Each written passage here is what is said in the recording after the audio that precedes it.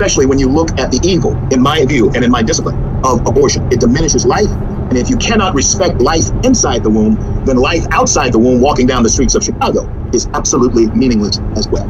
And that is an astonishing fact, CL, that I remember reading that a black baby conceived in the womb in modern-day America this year 2017 has only a 50-50 chance of being born. That we got a 50% abortion rate, 50% killing unborn children in the womb. Now, I don't care what your views are on abortion, well, I kind of do, but the point is, there is no sane person in the universe, no matter what your views on abortion, who thinks that is a good situation, that is a fine place for a community to be. And this callousness towards the unborn, I mean, we have it in general in society. We burden everyone, all the unborn, with national debts because we're too greedy to pay the taxes for all the goodies we want to vote for. But this visceral destruction of life in the womb, 50% chance, that is truly astonishing and not much talked about.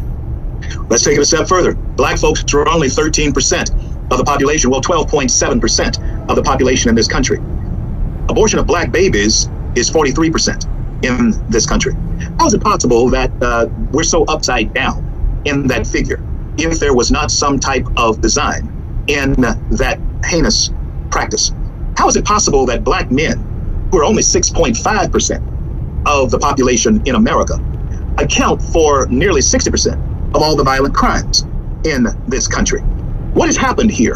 And how come we have football players kneeling and denigrating police officers who many times can't go into the black community and help out that poor black mother or grandparent who's trapped in a situation where they are held hostage to the black criminal in his own community? How come we're not protesting that, but we're protesting the arbiters of law and order in those communities?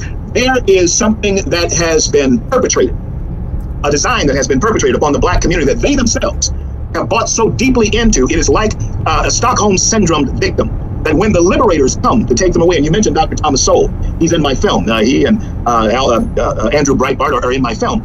When we come to liberate them, we're actually the enemy, because the identity now is not with the liberators, it's with the capitalists.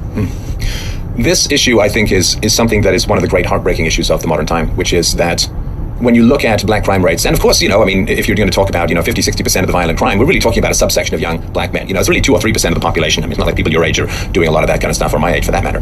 And so this has become one of the great tragedies, which is, when I was growing up, I saw blacks in ties going to work and having great conversations and being interested. And just look at the music too. The music is a whole big deal. One of my favorite singers is Sam Cooke. The guy came from a gospel tradition, Sam Cooke and the Soul Stirrers and so on, and brought, beauty and grace and great powerful lyrics and uplifting messages and so on. And this has kind of devolved now into, you got, 50 Cent rapping about some god-awful thing, and it really does kind of toxicify the culture. And now black crime, young black male crime, is to such a degree and such an extent that people, I think, have statistically legitimate concerns, legitimate fears. And it's now, because if everyone's acting the same, then prejudice, of course, is bigotry and racism. But if you have a group of people who are acting significantly differently and more dangerously, my concern is that reinforces people's fears, and they say, well, statistically, I have reason to fear. What was it? Jesse Jackson, who said, after 20 years of trying to heal race relations, I hear footsteps behind me on the street, I turn around and I'm relieved if it's white people, if it's not black people. That is, now the data is coming into the point where people can say, well, there's reason to be afraid. And how tragic and how horrifying a missed opportunity is that?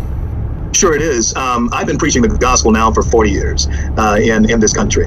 Came in on the heels of Dr. King. My parents were civil rights activists. In fact, when Dr. King spoke at my home church here in Shreveport, Louisiana, Galilee Baptist Church, back in 1959, I was only 3-4 years old, but I was there with my mother that night.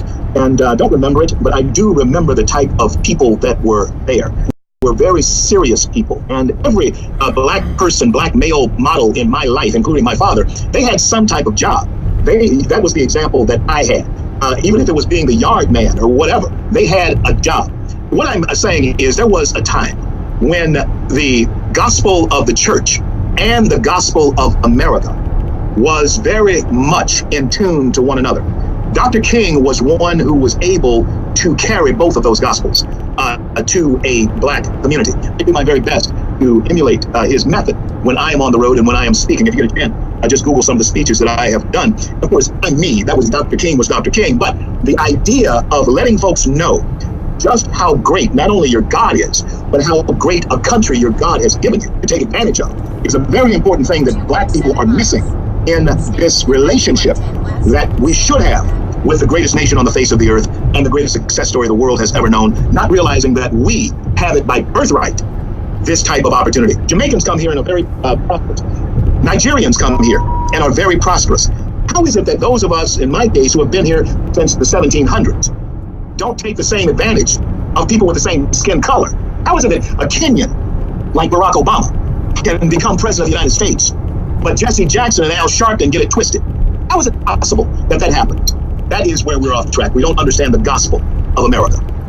When either as a group or as individuals, when we have suffered under great wrong, when that wrong is at least to some degree cured or addressed or ameliorated, there is to me a fork in the road. There's a great temptation. If someone has done me great wrong and then works to ameliorate that wrong, then I can look deep in the rear view at all of the black, nasty, ugly things that have happened in history.